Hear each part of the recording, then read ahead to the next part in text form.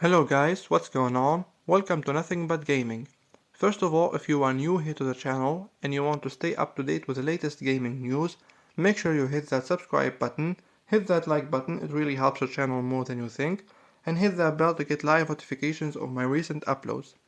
Today we're gonna be covering some recent interesting comments made by Jim Ryan, the president and CEO of Sony Interactive Entertainment, concerning PlayStation's own strategy.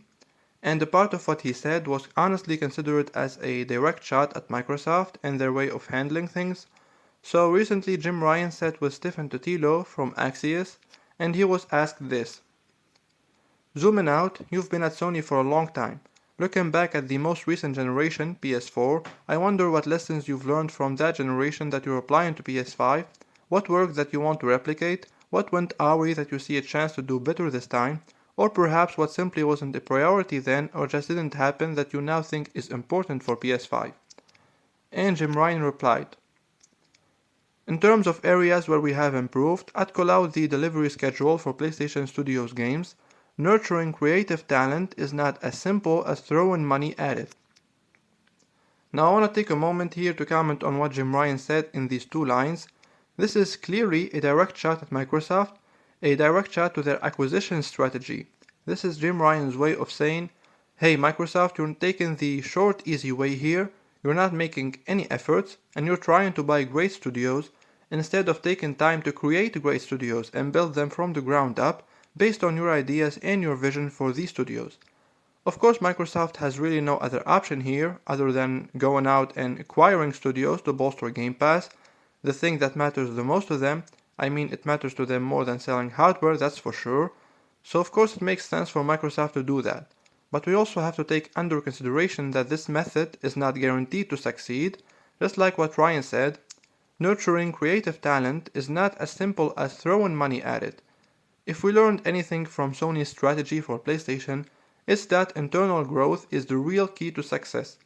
You look at studios like Sony Santa Monica and Naughty Dog and how they evolved and grew throughout the years. I mean, most of Sony's first-party studios now are basically formed of two internal studios, right? Working on two separate titles at the same time, and even three sometimes. That's what internal growth is, and that's what people need to pay attention to. When people first heard that Microsoft bought Bethesda, they were like, yeah bro, rest in peace Sony, Xbox wins. Come on, seriously? Yeah, okay, it is kinda huge, but why doesn't people show that same excitement when they hear that a studio like Insomnia Games released two great games in less than a year, and probably have a third game already in development? Isn't that also huge?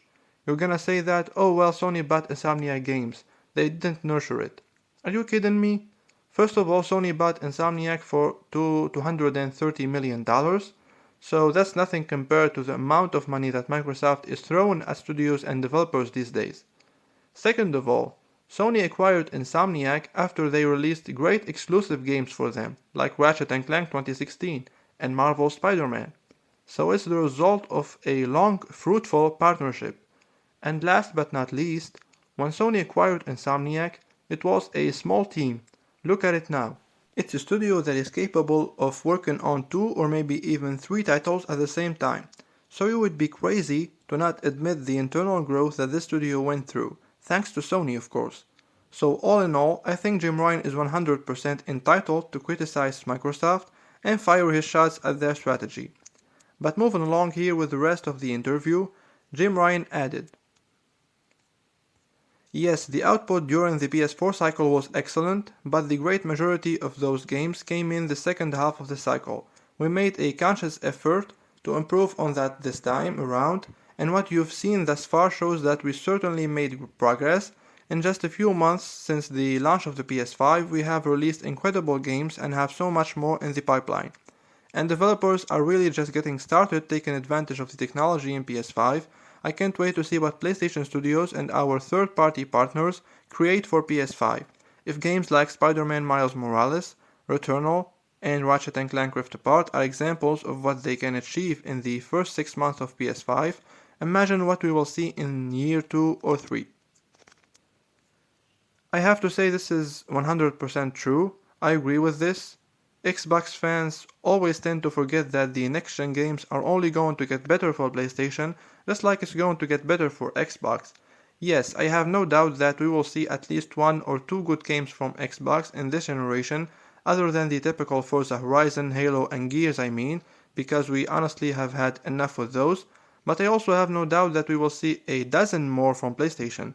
Developers will certainly learn how to push the PS5 hardware to its limits during the course of this generation, and the difference between Xbox and PlayStation right now when it comes to next-gen games, and I think this is very important to highlight because I don't see a lot of people talking about this, it's that Sony has delivered great next-gen games since the launch of the PS5, while we didn't see anything from Xbox until this very moment, literally nothing. Sony had a very decent launch lineup.